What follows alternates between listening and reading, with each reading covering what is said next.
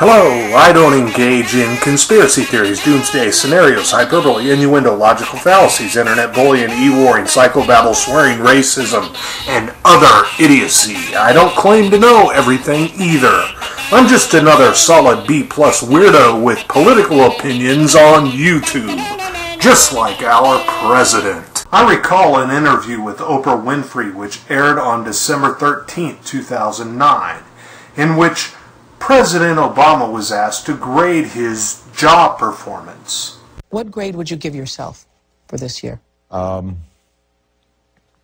Good solid B plus.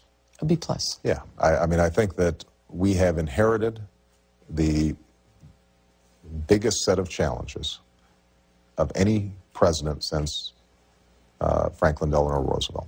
He gave himself a good solid B plus because he said that he inherited a lot of problems and wants to give the American voters the perception that he solved them. Well, in 2009, his grade for himself wasn't right, but he was right about something, though.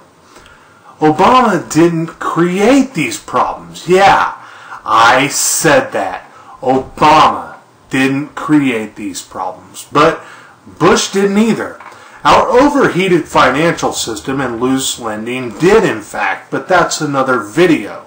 Alan Greenspan, blah, blah, blah. It wasn't a conspiracy or anything, though. If you got a house you couldn't afford or bought jet skis and swimming pools you couldn't afford either on home equity loans during and right before the mid-2000s, you are as much to blame as anyone, including the evil banksters. It wasn't really his fault or something until now. These days, everything Obama has done is beside the point.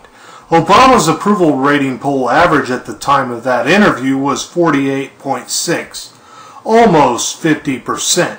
Today, some polls have his approval well below the 40% mark. Well, what happened since then? I mean, why has it dropped so much? It's because these things have happened in the meantime.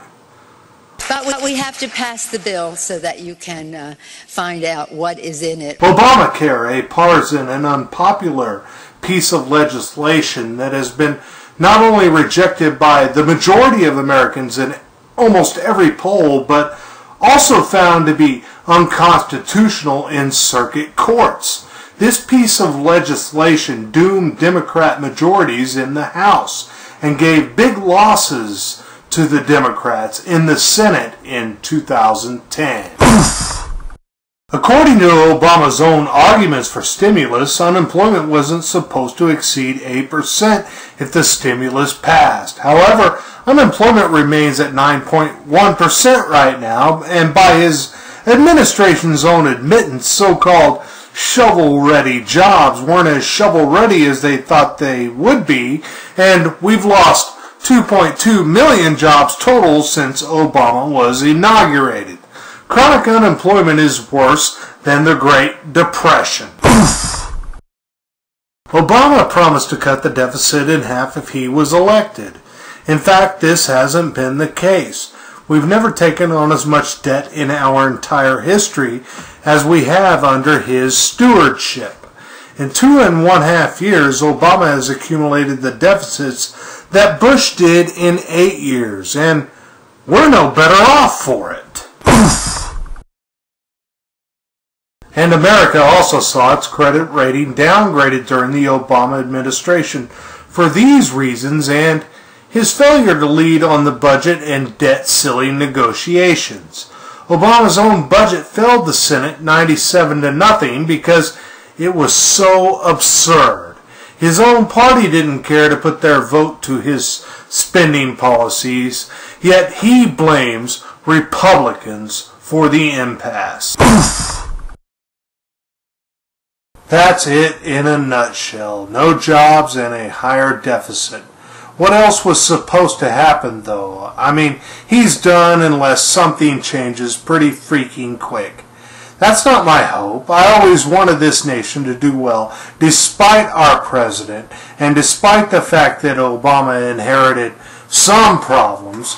He has shown that he lacks the leadership to solve them, though. Reagan inherited problems too, and an unfriendly Congress against him as well, but yet somehow he succeeded. I happen to think it's stupid to grade a president from A to F. He should either get a thumbs up or a thumbs down, because that's how it is at the polls come election day. And we all know, despite our differences, what Obama really deserves then.